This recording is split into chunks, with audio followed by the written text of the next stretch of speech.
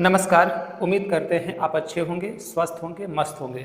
तो आज का हम लोग का टॉपिक है भारतीय संविधान का भाग 5।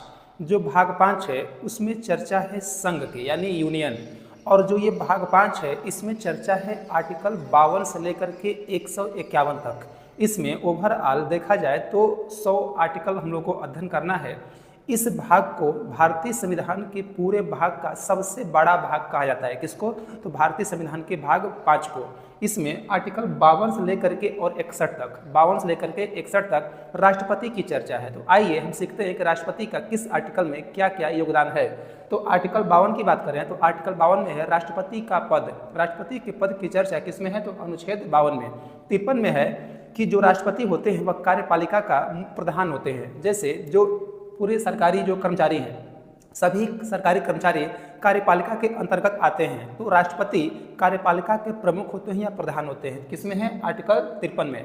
54 में बात करें तो 54 में है निर्वाचन, कि राष्ट्रपति के निर्वाचन कैसे कैसे होता है, उसमें कौन कौन लोग वोट देते हैं। तो राष्ट्रपति के निर्वाचन में लोकसभा, राज्यसभा और विधानसभा के जो निर्वाचित सदस्य होते हैं वह इनको वोट देने का काम करते हैं। किसमें है? तो आर्टिकल 54 में।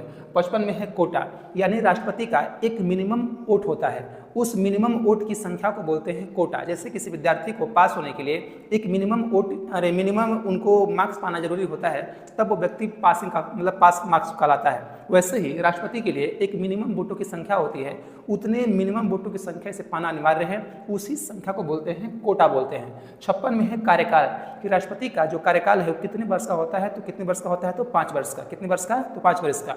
नेक्स्ट बात करें 57 में कि जो राष्ट्रपति है उसके दोबारा निर्वाचन होने की चर्चा है, यानी भारत में राष्ट्रपति कितनी भी बार निर्वाचित हो सकता है, उसकी चर्चा किसमें है? तो आर्टिकल 57 में। 58 में है योग्यता, कि राष्ट्रपति होने के लिए क्या क्या योग्यता होना चाहिए। वह भारत का नागरिक हो, सबसे पहले होना चाहिए, और इसमें और कौन कौन कार्य हैं उसकी चर्चा किसमें? तो 58 में है।